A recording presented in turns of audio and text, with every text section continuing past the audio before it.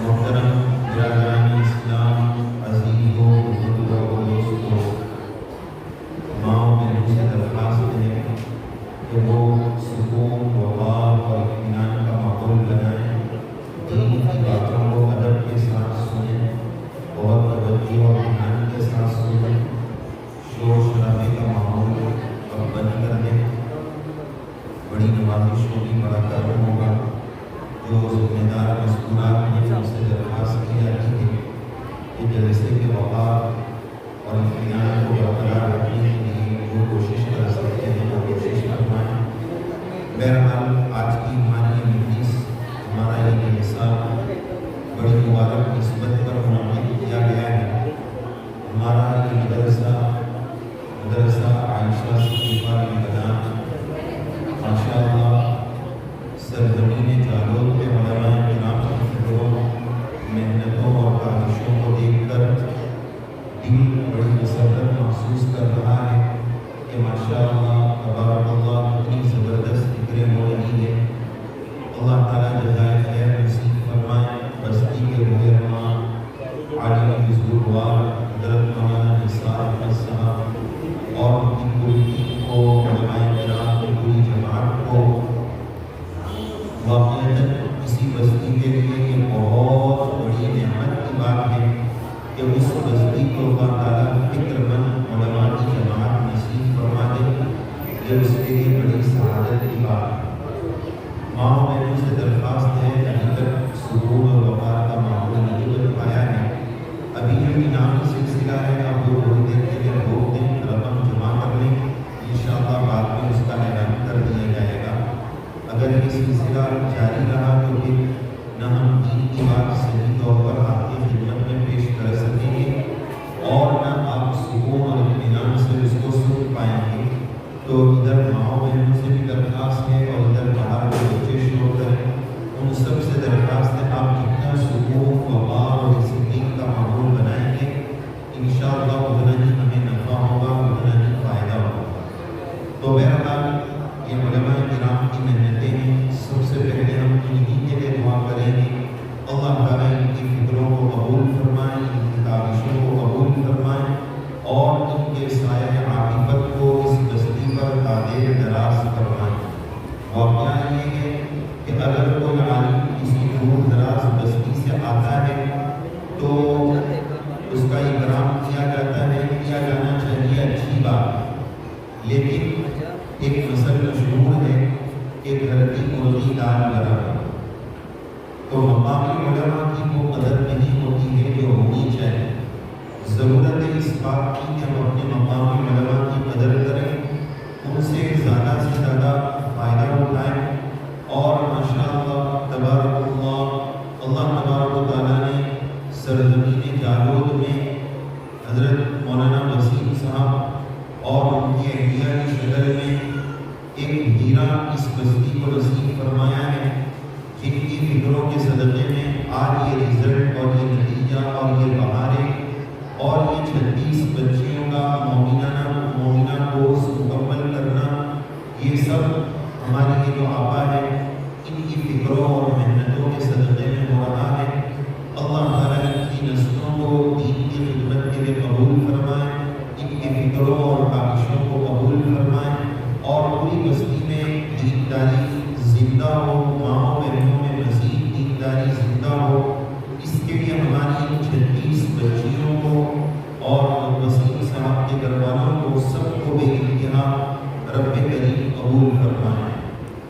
ماں و بہنوں سے درخواست یہ ہے کہ عورتوں کا دینی تعلیم حاصل کرنا بہت زیادہ ضروری ہے۔ مرد کے مقابلے میں عورت کا دینی تعلیم حاصل کرنا بہت زیادہ ضروری ہے۔ یہاں تک کہ فقہاء نے ایک مسئلہ لکھا ہے کہ اگر کسی کے یہاں 2 بچے ہوں، ایک لڑکا ہو اور ایک لڑکی ہو، اور وہ صرف دونوں میں سے ایک کو پڑھا سکنے کی طاقت رکھتا ہو، اتنا ہی خرچہ اس کے پاس ہو کہ وہ دونوں میں سے ایک کو پڑھا پائے گا، تو اس کو چاہیے کہ وہ لڑکی کو پڑھائے، لڑکے کو بعد میں پڑھائے۔ اسی وجہ سے کسی نے جملہ کہا ہے کہ مرد پڑھا تو فرد پڑھا، مرد پڑھا تو فرد پڑھا، عورت پڑھی تو خاندان پڑھا۔ یعنی دین کا علم ہو یا ایجوکیشن ہو، عصری تعلیم ہو، اگر ایک مرد پڑھتا ہے تو وہ ایک پرسن نے پڑھا، ایک فرد نے پڑھا، لیکن اگر یہی علم عورت نے پڑھ لیا تو انشاءاللہ وہ پورے خاندان کی ہدایت کا، پورے خاندان میں علم پھیلانے کا ذریعہ بنے۔ اور قرآن مجید کی جو آیت آپ کے سامنے تلاوت کی گئی، قرآن مجید میں 6666 آیت ہے، اس میں اللہ تعالیٰ نے سب سے پہلی آیت جو نازل فرمائی وہ آپ کے سامنے تلاوت کی ہے۔ ایمان کی اسلام میں، شریعت میں، اللہ کے نزدیک کتنی بڑی اہمیت ہے۔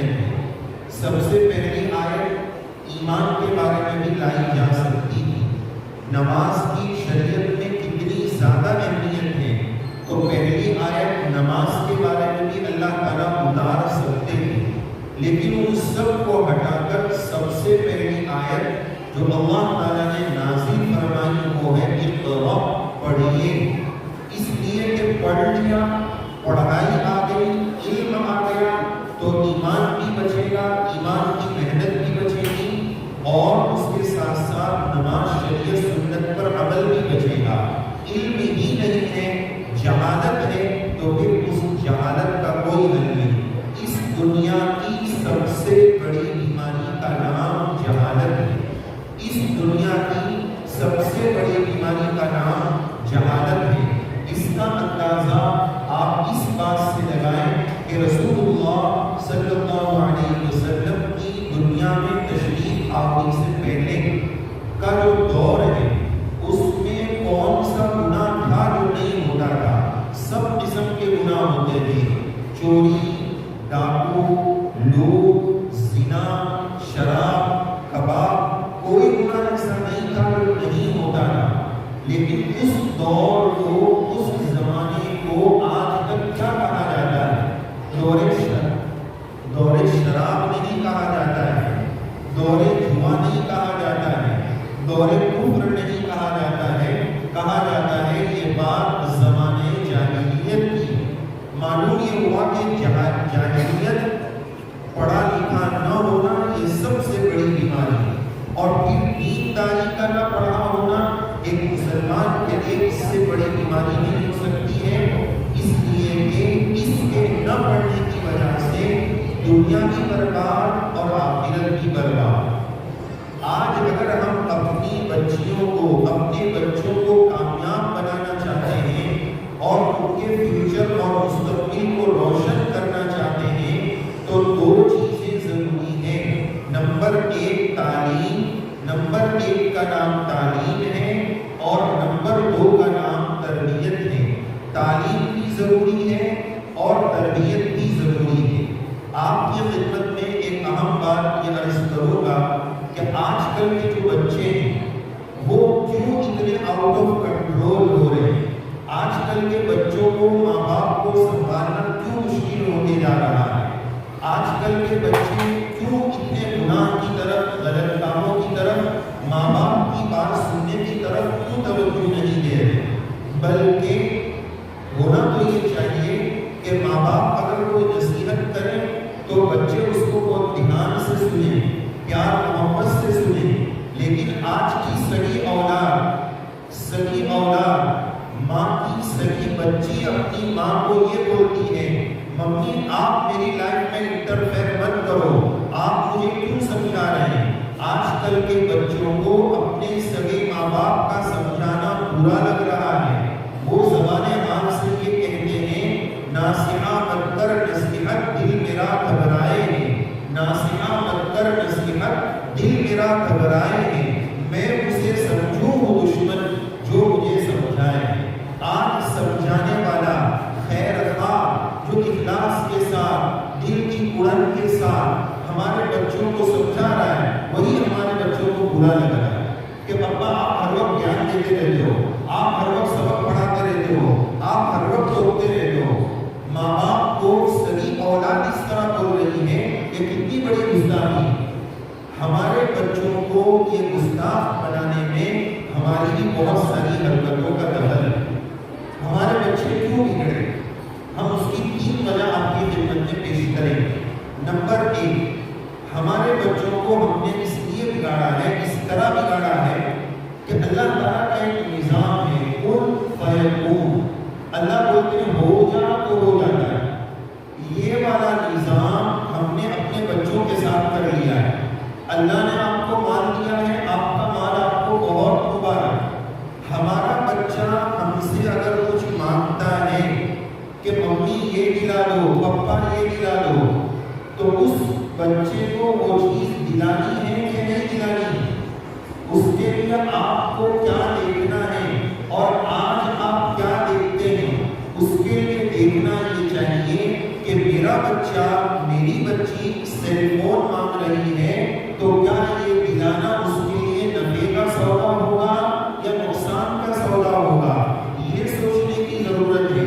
آج صرف اتنا دیکھا جاتا ہے کہ ابا کے پاس پیسہ ہے، وہ چیز دلانا افورڈیبل ہے، اس کا خرچہ ابا اٹھا سکتے تو لے بیٹا لے دے.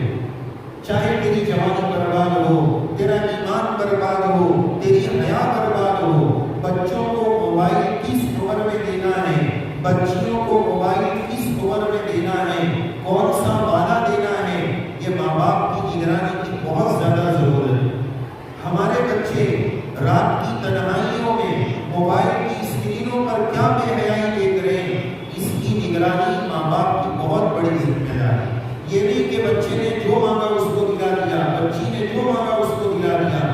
یہ کن فیکون کا نظام اپنے بچوں کے ساتھ کریں گے تو ہم اپنے بچوں کو برباد کریں گے. نمبر 2، آج کل کے بچے اس لیے بگڑ رہے ہیں کہ بچوں کو ویری لگژریس لائف، یعنی ان کو ہر طرح کی سہولت ہم دینے کے لیے تیار ہیں. ارے اللہ نے آپ کو مال دیا ہے، آپ کا مال آپ کو مبارک ہو، لیکن وَتِلْكَ الْأَيَّامُ نُدَاوِلُهَا بَيْنَ النَّاسِ. زندگی کے دن عدلتے بدلتے رہتے ہیں. آج چھاؤں ہے تو کل دھوپ آئے گی. 17 سال کا بچہ ہو گیا، اس کو اگر آپ پوچھیں کہ بیٹا تمہیں کبھی آج تک کوئی پیالہ دھویا ہے؟ بولے نہیں، کہ پیالہ کیوں ہوگا، میرے گھر میں 4 کام والی آتی ہیں. تو اب ہم نے اپنے بچے کو ایک بڑی چیز کرنے سے، سیکھنے سے روک دیا. آگے چل کر اگر اس طرح کا کوئی کام اس کو کرنا پڑ گیا، 15 سال کا بچہ ہے، وہ بولتا ہے مجھے ناخن کاٹنا نہیں آتا، میری ممی کاٹتے، تو بچہ کب سیکھے گا؟ ہر طرح کی سہولت اللہ نے اگر آپ کو دیا ہے پھر بھی مت دو. اسٹرگل کراؤ، مجاہدہ کراؤ، تاکہ ہمارا بچہ کچھ سیکھ سکے. زندگی کی دھوپ چھاؤں برداشت کرنا اس کو سکھاؤ. اور تیسرے ہمارے بچے اس کے بگڑ رہے ہیں کہ آج کل کے ماں باپ اپنے بچوں کی بیجا فیور کرتے ہیں، غلط حمایت کرتے ہیں.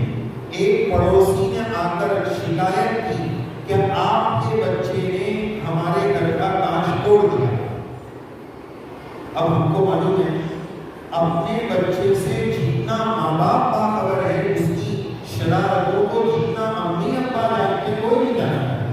ماں باپ کو یقین ہے کہ یہ کام میرا بچہ کر سکتا اور اسی نے کیا ہے، لیکن اب جب وہ شکایت لے کر آتا ہے تو ہمارا ریئیکشن کیا ہوتا ہے؟ ارے بھائی آپ کو میرے بچے سے کیا مشکل ہے، ہر وقت اس کے پیچھے پڑے رہتے ہو، اسی کی شکایت کرتے ہو، آپ کو پرابلم کیا ہے؟ ہم اس پر غصہ ہوتے ہیں. یہ کیا کر رہے ہیں؟ ہم اپنے بچے کو بگاڑ رہے ہیں. بچے نے اگر شرارت کیا ہے اسی ٹائم اس کو ٹوکنا، اس کو روکنا، اس کی تربیت کرنا. بچوں کو بولنا پڑتا ہے، بلا بولے کچھ نہیں ہوگا. مدرسے میں تعلیم کے ساتھ تربیت کا بھی انتظام ہوتا ہے، لیکن اصل تربیت کی جگہ ہماری بچیوں کا، ہمارے بچوں کا اپنا گھر ہے. مولانا صاحب نے مدرسے میں ہمارے بچے کو یاد کرا دیا کہ کھانا کھانے کے پہلے کی دعا بسم اللہ و برکت اللہ ہے. کھانا کھانے کے بعد کی دعا الحمدللہ الذی اطعمنا و سقانا و جعلنا مسلمین ہے. بچے کو دعا یاد بھی ہو گئی، لیکن اب یہ دعا ہمارے بچوں کی پریکٹیکلی لائف میں، عملی زندگی میں آئی کہ نہیں آئی، یہ فکر ماں باپ کی ذمہ داری ہے. یہ استاد تھوڑی گھر میں دیکھنے آئے گا. استاد کا کام یہ تھا کہ دعا یاد کرا دیں. اب پریکٹیکلی لائف میں، عملی زندگی میں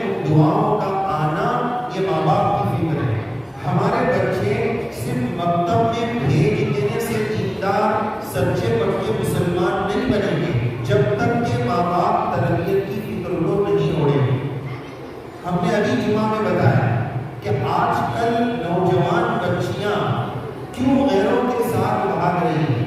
نمبر 1، ہمارا ایمان اتنا کمزور ہو گیا. ایمان اتنی بڑی نعمت ہے کہ اس نعمت کا استحضار ختم ہو گیا.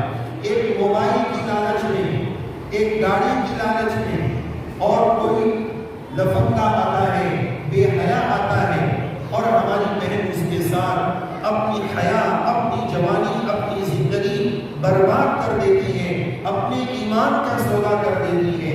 کیا وجہ ہے؟ وجہ یہ ہے کہ ہم نے اپنے بچوں کو صحیح مکتب میں تعلیم نہیں. ایجوکیشن پڑھایا آپ کو بہت مبارک ہو، لیکن بچوں کو آج کے اس دور میں ایمان پلانے کی ضرورت ہے. ہماری بچیوں کو ایمان پلانے کی ضرورت ہے، عقیدہ آخرت بتانے کی ضرورت ہے. ہم نے ابھی جمعہ میں کہا کہ آج کل کے ماں باپ اپنے بچوں سے اعلیٰ درجے کے غافل ہیں. ماں باپ کو کچھ پتا نہیں کہ ہمارے بچے کہاں ہیں، کیا کر رہے ہیں. ایک بچی اگر اسکول سے لیٹ آتی ہے، 10 منٹ لیٹ ہو گئی، اس کی ماں اور اس کے گھر والوں کا وجود کانپ جانا چاہیے کہ ہماری بچی اب تک کیوں نہیں ہے. اگر اسی ماں کو کوئی جا کر پوچھتا ہے کہ آپ کی بچی ابھی تک نہیں آئی، کیا بات ہے؟ درخواست یہ کہ بچوں کا شور برائے مہربانی کم کرا دیں. بڑا کرم ہوگا جو ذمہ دار حضرات ذرا فکر کر لیں. تھوڑی دیر کا مسئلہ ہے، انشاءاللہ 15-20 منٹ میں ہماری مجلس ختم ہوگی.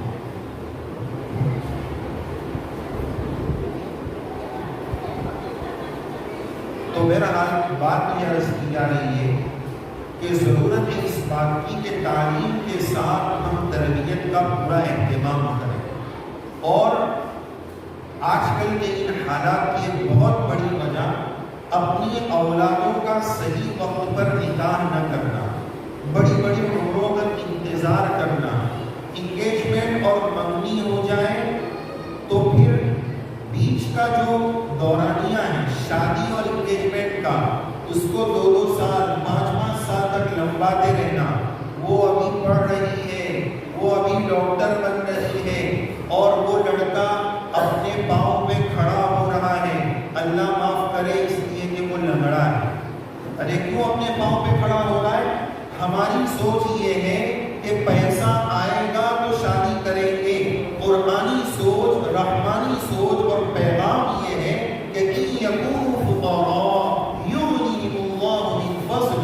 اگر تم غریب ہو گے نکاح کر دو، کرا دو، اللہ اپنے فضل سے مالدار کر دے.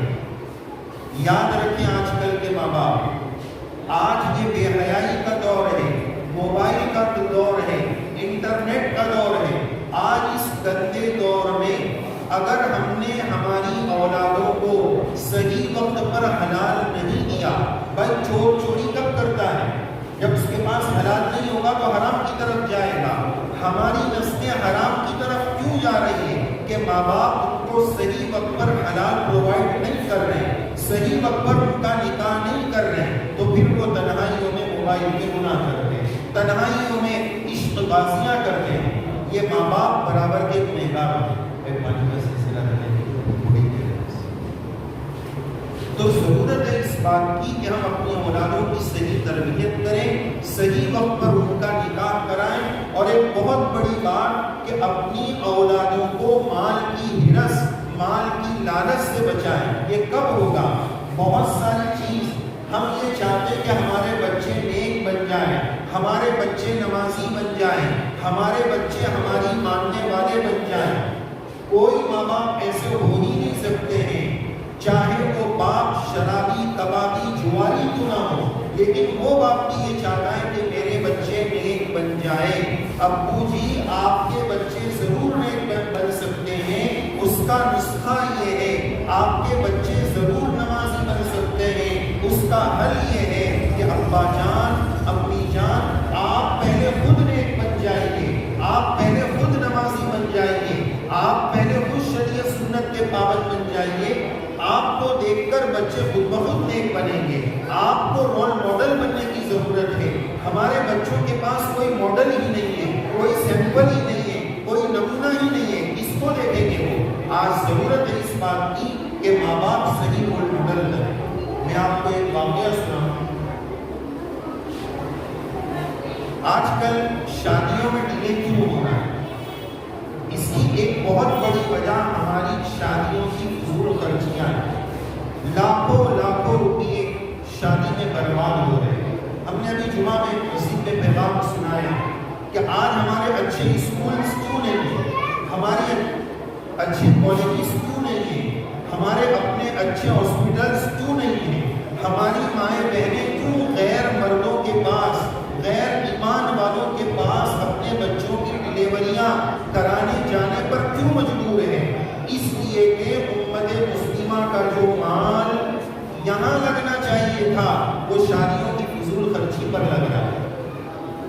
50 لاکھ روپے کی شادی کی، 1 ہفتے تک ولیمہ کھلایا، ریزلٹ کیا ہوا؟ 1 ہفتے کے بعد کیا ریزلٹ؟ بات ختم.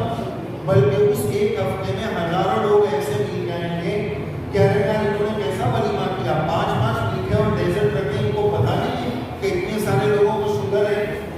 کھا کے بھی جائیں گے اور سنا کے بھی جائیں گے، ارے ان لوگوں نے یہ رکھا وہ کیوں نہیں رکھا. یہی مال اگر ہم ہاسپٹل میں لگا دیتے، مسجد مدرسے میں لگا دیتے، جب تک وہ سلسلہ چلتا تب تک آپ کی نسلوں کو ثواب دیتا رہتا. دل کو بڑی خوشی ہوئی جب امام صاحب اور مولانا صاحب اعلان کر رہے تھے کہ فلاں صاحب کی طرف سے، فلاں خاتون کی طرف سے اتنے ہزار جتنے لوگوں نے ابھی انعام اپنے جیب خاص سے دیا، اللہ تعالیٰ سب کی جان مال میں خوب برکت عطا فرمائے. یہ بڑے نیک لوگ ہیں، بڑے مبارک لوگ ہیں. آپ اپنا مال اللہ کے نام پر لگا رہے ہیں، دین کے نام پر لگا رہے ہیں. اللہ کی قسم اللہ اس مال کو ضائع نہیں کرے گا، اللہ اس کا 10 گنا آپ کو لوٹائے گا. آج ہم لوگ اتنے کنفیوز ہو گئے، طبیعت کا بخل ختم نہیں ہوتا ہے. اللہ تعالیٰ قرآن مجید میں فرماتے ہیں کہ وَمَن يَبْخَلْ فَإِنَّمَا يَبْخَلُ عَن نَفْسِهِ، جو بخل کرے گا، کنجوسی کرے گا، وہ اس کی ذات کے لیے کرے گا. اللہ غنی ہے، اللہ مالدار ہے، تم فقیر ہو. بات میں یہ عرض کر رہا تھا کہ شادی کی فضول خرچیوں سے بچو. اس کا ایک بہت بڑا نقصان دل کے کانوں سے سنو. بڑی تعداد ایسی ہے، آپ مالدار ہیں، اللہ نے آپ کو مال دیا ہے، آپ اپنی بچی کی بارات لے کر نکل رہے ہیں، آپ اپنے بچے کو دلہا بنا کر گھما رہے ہیں. آپ کو پتہ ہے آپ کے پڑوس میں ایک شخص ہے، آپ کے پڑوس میں ایک شخص ہے، اس کی 5 بچیاں ہیں، بیچارہ وہ غریب ہے، وہ خرچہ برداشت نہیں کر پا رہا ہے. آپ کے شادی کی فضول خرچیاں، آپ کی شادی کی دھوم دھام اگر اس گھر کی بچی نے دیکھ لیا اور چادر اوڑھ کر رو لیا، اس بچی کے 2 آنسو بہا لینا اس گھر کی شادی کی بربادی کے لیے کافی. آج کیا وجہ ہے کہ 1 مہینہ نہیں ہوا جھگڑا شروع ہو گیا، 1 سال نہیں ہوا معاملہ طلاق پر چلا گیا. یہ کیوں ہوا؟ یہ اس لیے ہوا کہ شادی کے دن ہم لوگ کیا کرتے ہیں، جو رشتہ دار ناراض ہیں ان سب کو منا کر لاتے ہیں، معافی مانگ لیتے ہیں کہ بھائی مجھے معاف کر دینا، لیکن میرے بچے کی شادی میں تم آنا، بھائی معاف کر دینا، جو کچھ بولا ہے معاف کر دینا. جتنے رشتہ دار ہیں، جتنے چاہنے والے ہیں، سب کو معافی مانگ کر بلائیں گے، تمام مخلوق کو راضی کریں گے. شادی کے دن کوئی ناراض نہ ہو، بھائی تم کیا کھائیں گے، تم کیا، سب کو راضی کریں گے. جس اللہ نے ہمیں پیدا کیا، جس اللہ نے ہمیں اولاد کی نعمت دی، جس اللہ نے شادی کے خرچے کی نعمت دی، سب مخلوق کو راضی کیا، اپنے رب کو ناراض کیا. اللہ کو ناراض کر کے ہم جیت نہیں سکتے ہیں. ہمارے بچوں کے رشتے میں کبھی برکت نہیں آ سکتی ہے، لڑائی جھگڑے ہو کر رہے ہیں. ایک واقعہ سنیے، ایک واقعہ دل کے کانوں سے سنیے. ایک بچی نے ایک مولانا، یہ سچا واقعہ ہے، ایک بچی نے ایک مولانا صاحب کو خط لکھا.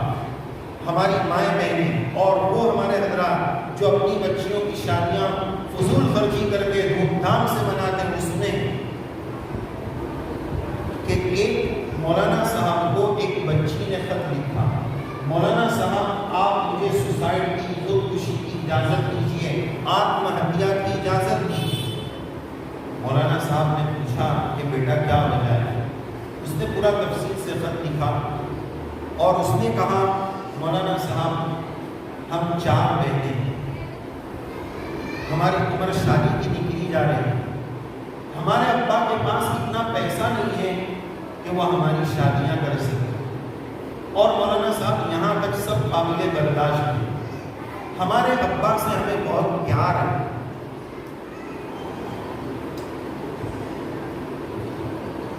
تو مولانا صاحب ہمارے ابا روزانہ تہجد میں اٹھتے ہیں اور تہجد میں نماز پڑھنے کے بعد دعا مانگتے ہیں، اور جب ابا جان دعا مانگتے ہیں تو اس دعا کے وقت ہم 4 بہنیں وہ دعا اپنے کانوں سے سنتی ہیں۔ ابا جان کی وہ دعا سن کر ایسا ہوتا ہے کہ زمین پھٹ جائے اور ہم 4 بہنیں اس زمین میں گڑ جائیں۔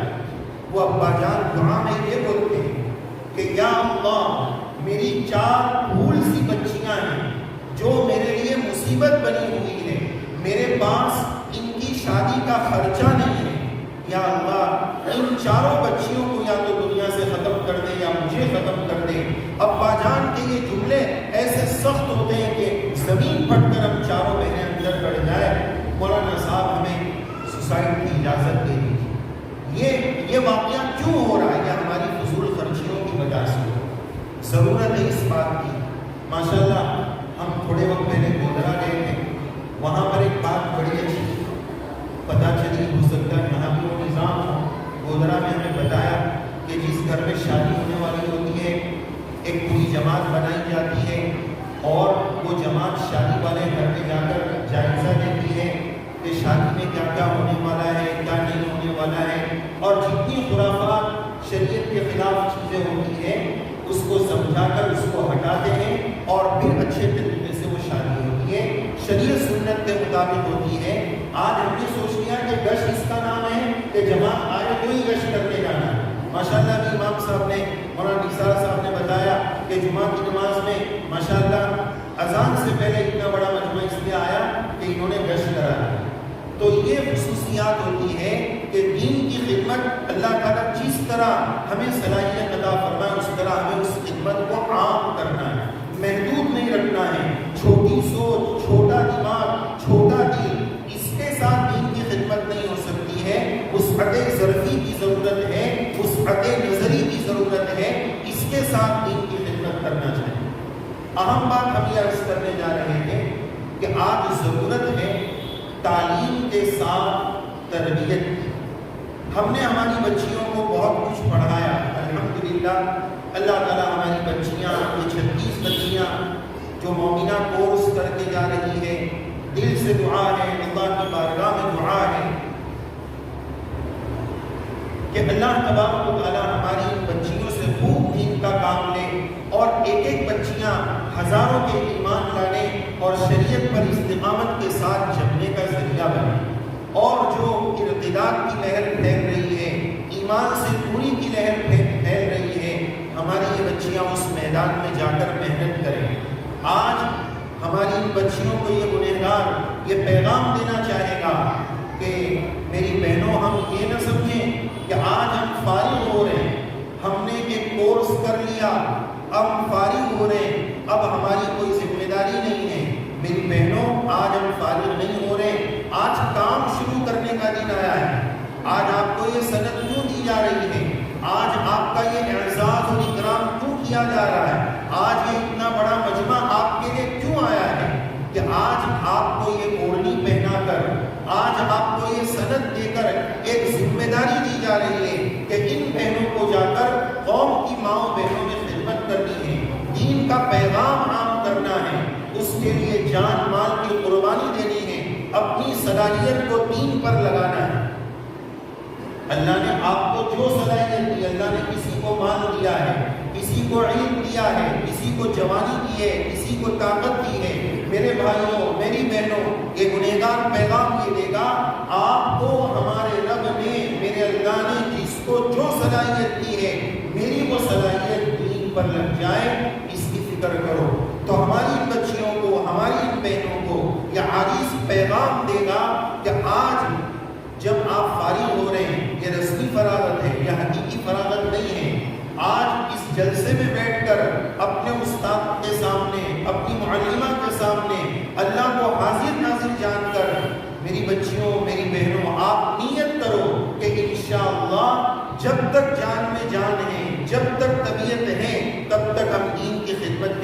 وابستہ رہیں گے، تیار رہیں گے، دین کا جو بھی تقاضا آ جائے گا انشاءاللہ اس میں پیچھے نہیں رہیں گے۔ اور اپنی نسلوں کی صحیح تربیت کی فکر کرنا، صرف بیان سے کافی نہیں ہوگا، بیان کر کے مولانا آیا چلا گیا، کوئی آیا وہ چلا گیا۔ اصل ذمہ داری ماں باپ کی ہے جو گھر میں رہ کر تربیت کرتے ہیں۔ اس پر میں آپ کو ایک واقعہ سناؤں، دو واقعہ سنا کر اپنی بات مکمل کرنی ہے، وقت چونکہ بہت مختصر ہے۔ ایک استاد نے، ایک ٹیچر نے اپنی کلاس کے اسٹوڈنٹس کو پوچھا کہ آپ لوگ فیوچر میں کیا بننا چاہتے ہیں؟ ماذا تحبون ان تکونوا فی المستقبل؟ بچوں آپ فیوچر میں کیا بننا چاہتے ہیں؟ تو سب بچوں نے الگ الگ جواب دیا، کوئی بولا ڈاکٹر، کوئی بولا انجینئر، فلاں فلاں میں وہ بنوں گا، یہ بنوں گا۔ دیکھو بچوں کی سوچ ہوتی ہے، جیسی آپ بچوں کی سوچ بنائیں گے نا، جیسی آپ بچوں کے سامنے باتیں کریں گے بچوں کی سوچ وہی بن جائے گا۔ جیسے اگر استاد ہیں یا ماں باپ ہیں، اگر آپ گھر میں بچوں کے سامنے گالی دے رہے ہیں، ابے کمینے، ابے کتے، تو ہمارا بچہ بھی وہی سیکھے گا۔ اس کو عزت نہیں سکھائیں گے، پیار کے بول نہیں سکھائیں گے تو وہ کیا سیکھیں گے؟ اس طرح کے جملے، بدتمیزی والے جملے اپنے بچوں کے سامنے کبھی نہ بولیں، یہ ان کی تربیت کو خلاف، ان کو بگاڑنے والا کام۔ تو بہرحال ایک چھوٹے سے بچے نے جواب یہ دیا کہ استاد جی میں صحابی بنوں گا۔ چھوٹا سا بچہ کیا کہا؟ میں صحابی بنوں گا۔ تو استاد نے پوچھا بیٹا آپ کو پتا ہے صحابی کس کو بولتے ہیں؟ کہا استاد جی نہیں پتا ہے۔ کس کو بولتے ہیں وہی نہیں پتا ہے۔ اچھا میں ایک بات اوپر یہ کہہ رہا تھا، آپ اپنے بچوں کی جیسی سوچ بنائیں گے نا ویسی سوچ بنیں۔ ایک بچے کو، یہ سچا واقعہ ہے، ایک بچے کو کسی نے پوچھا بیٹا تو کیا بنے گا؟ آپ تھوڑا ہنسیں گے، وہ ایک ہی جواب دیتا تھا، میں جی سی بی کا ڈرائیور بنوں گا۔ وہ کیا ٹریکٹر جو آتا ہے نا اس کا ڈرائیور بنوں گا۔ اب وہ کون سا بڑا پی ایم والی ڈگری ہے کہ وہ بول رہا ہے کہ میں جی سی بی کا ڈرائیور بنوں گا، ٹریکٹر کا ڈرائیور بنوں گا۔ یعنی اس کی سوچ یہی بنائی گئی تھی کہ سب سے بڑی گاڑی یہی ہوتی ہے، اور جس نے یہ سیکھ لیا اس نے سب کچھ سیکھ لیا۔ جیسی ذہنیت بناؤ گے بچہ ویسا ہی بولے گا۔ تو ہمیں اپنے بچوں کو اس طرح سکھانا ہے۔ بہرحال وہ بچہ نے بولا مجھے نہیں پتا صحابی کیا ہوتا ہے۔ تو بیٹا پھر آپ نے کیسے کہا کہ میں صحابی بنوں گا؟ صحابی تو اس کو بولتے ہیں جس نے ایمان کی حالت میں رسول اللہ صلی اللہ علیہ وسلم کو دیکھا ہو، زیارت کی ہو اور ایمان پر اس کی وفات کی، وہ صحابی۔ تو اب تو صحابی بننا پاسبل بھی نہیں، حضور کا تو مثال ہو گیا۔ تو اب اس بچے کو پوچھا گیا کہ بیٹا یہ آپ نے کیسے بولا کہ میں صحابی بنوں گا؟ تو بچہ یہ بولا، میری مائیں بہنیں کان کھول کر دل کے کانوں سے یہ بات سنیں، وہ بچہ بولا کہ میری ممی روزانہ رات کو سونے سے پہلے کتاب کی تعلیم کرتی ہے اور روزانہ کسی صحابی کا واقعہ سناتی ہے۔ آج کل کیا ہوتا ہے، پہلے زمانے میں یہ تھا کہ کہانی سنا کر کہ یہ کہانی سن، وہ قرآن کی شعر آیا اور شعر گیا، سو جا بچہ، یہ کہانی سنا کر سنا دیتے۔ اور آج کیا ہے، بھائی موبائل دے کیا میرا سر کھانا چھوڑ، کارٹون دیکھ اور سو جا۔ لیکن وہ ماں ایسی تھی کہ روزانہ اپنے بچے کو کتاب سے ایک صحابی کا واقعہ سناتی تھی۔ تو بچوں نے سوچا کہ سب سے اچھی جماعت دنیا میں صحابی کی ہے، اس لیے مجھے بھی صحابی بننا ہے۔ تو یہ تربیت کہاں سے ہوئی؟ گھر کی تعلیم سے ہوئی۔ ماؤں بہنوں سے درخواست ہے اپنے گھر کی تعلیم کا اہتمام کرو، انشاءاللہ اس سے پورے گھر میں دینداری آئے گی۔ اور ایک بات، اپنے گھروں کو قبرستان مت بناؤ۔ حدیث شریف میں آتا ہے اپنے گھروں کو قبرستان مت بناؤ۔ اس کا کیا مطلب؟ نہ ہمارے گھر میں ذکر ہو، نہ ہمارے گھر میں تلاوت ہو، نہ ہمارے گھر میں تعلیم ہو، ایسا گھر قبرستان۔ اپنے گھروں کو اللہ کی یاد سے، تلاوت سے، تعلیم سے آباد کرنے کا اہتمام کرو۔ آخری واقعہ سنا کر اپنی بات مکمل کروں۔ یہ ماؤں بہنوں کا، عورتوں کا درد اور اڑھن ہوتا ہے جو اپنے بچوں کے لیے اللہ نے ایک ماں کو دیا ہوتا ہے۔ اس میں ہمارے نوجوان بچے اور بچیوں کے لیے پیغام ہے کہ اگر ہم سے گناہ ہو گیا ہے، ایک بار نہیں 1000 بار ہو گیا ہے، اللہ معاف کرنے والے ہیں، مایوس ہونے کی ضرورت نہیں ہے۔ لا تقنطوا من رحمت اللہ، اللہ کی رحمت سے مایوس ہونے کی ضرورت نہیں ہے۔ اللہ تعالیٰ نے اس دنیا میں 100 کے قاتل کو معاف کیا ہے، ہم نے تو ایک بھی قتل نہیں کیا ہے۔ میں بہت گنہگار ہوں، بہت گنہگار ہوں، لیکن میرا رب اس سے زیادہ معاف کرنے والا ہے۔ میرے گناہ لمیٹیڈ ہیں، اس کے معاف کرنے کی صلاحیت اور طاقت انلمیٹیڈ اور لامحدود ہے۔ لہٰذا اللہ کے دربار میں پڑھ کر ہم سچی توبہ کریں۔ ایک واقعہ اس پر سنانا ہے۔ ایک نوجوان تھا جو حضرت حسن بصری رحمۃ اللہ علیہ کے زمانے میں تھا۔ اس کی ماں جو تھی وہ بڑی نیک تھی۔ باپ مال چھوڑ کر جائے تو نوجوان بچہ پھر شراب اور تباہ اور کیا کرے گا وہ سب سمجھ سکتے ہیں۔ وہ ایسا تھا کہ کوئی گناہ ایسا نہیں تھا کہ جو وہ نہ کرتا ہو، وہ سب گناہ کرتا ہے، لیکن اس کی ماں بہت نیک تھی۔ اس ماں نے کہا کہ میں حسن بصری رحمۃ اللہ علیہ کے بیان میں ان کے درس حدیث میں جاتی ہوں، تو میرے ساتھ چل۔ اب جس کو شراب اور کباب کی لت لگ جائے، جس کا دل کالا ہو جائے، اس کو نصیحت سننا برا لگتا ہے، اس کو بیان اچھا نہیں لگتا ہے۔ یہاں تک کہ ایک وقت ایسا آ گیا کہ وہ بچہ ایسی بیماری میں آ گیا کہ بہت سخت بیمار ہو گیا۔ ماں نے کہا اب تو چل بیان میں، وہ بھی آنے کو تیار نہیں۔ یہاں تک کہ اتنا بیمار ہو گیا کہ اس کو لگنے لگا کہ میں چند دن کا مہمان ہوں۔ تو اب ماں کی ممتا پھر بیدار ہوئی اور ماں نے کہا کہ اب تو چل بیٹا، میں جو بیان میں جاتی ہوں، میں جو درس حدیث میں جاتی ہوں، حسن بصری کے بیان میں چل۔ تو وہ تیار ہے، موت کا وقت قریب ہے۔ تو ماں نے حسن بصری رحمۃ اللہ علیہ کے پاس جا کر کے کہا حضرت میرا بچہ بس چند گھنٹوں کا مہمان ہے، آپ ذرا چلیے اور میرے بچے کو توبہ کرا دیجیے۔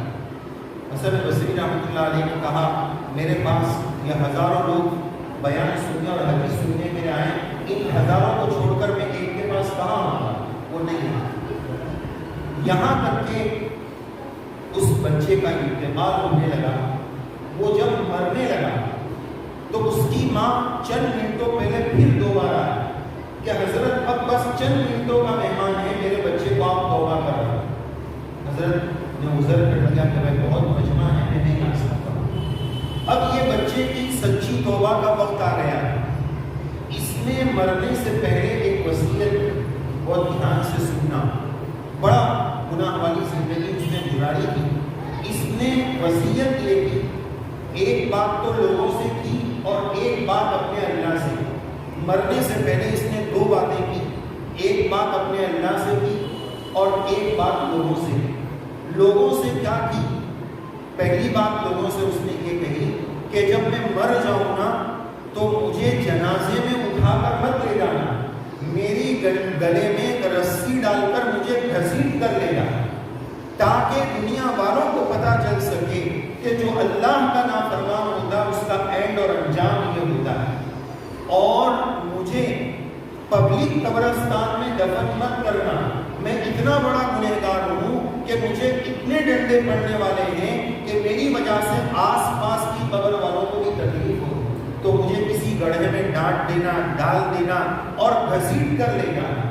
یہ لوگوں کو اس نوجوان نے کہا اور اپنے اللہ سے اس نے یہ بات کی کہ یا اللہ میں بہت گنہگار ہوں، بہت گنہگار ہوں، یہ تو جانتا ہے اور لوگ بھی جانتے ہیں، لیکن پیارے اللہ میں یہ بھی جانتا ہوں کہ تو میری توبہ قبول کرنے میں حسن بصری کے توبہ کروانے کا محتاج نہیں ہے، تو اس گنہگار کی توبہ قبول کرنے پر بھی قدرت رکھتا ہے۔ یہ بندہ مرنے سے پہلے تجھ سے سچی توبہ کرتا ہے۔ یہ کہہ کر یہ 2 باتیں کہہ کر اس نوجوان کا انتقال ہوا۔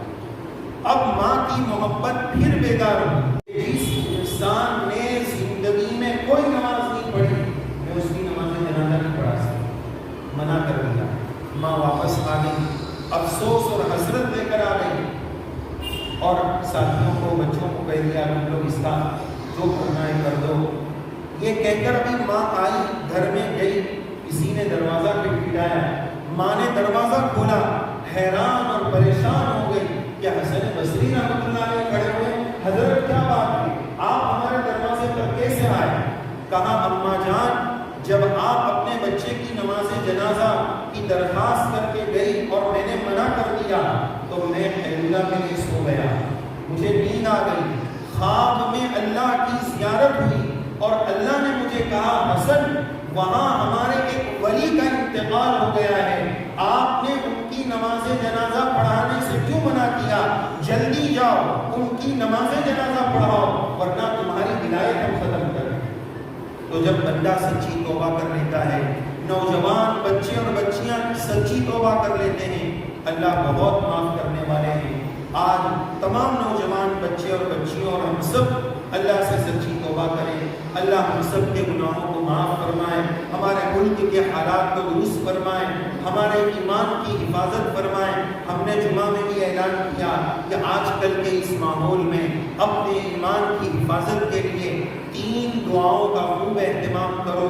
یوسف علیہ السلام کی دعا ہے توفنی مسلما، یا اللہ مجھے اسلام والی موت عطا فرما، اور 2 دعا حدیث شریف میں ہے اللہم انی اسألک ایمانا یباشر قلبی، یا اللہ ایسا ایمان دے دو جو میرے دل میں اتر جائے، اللہم انی اسألک ایمانا لا یرتد، یا اللہ ایسا ایمان دے دو جس کے بعد ایمان سے پھرنا نہ ہو، ایمان سے برگشتہ نہ ہو۔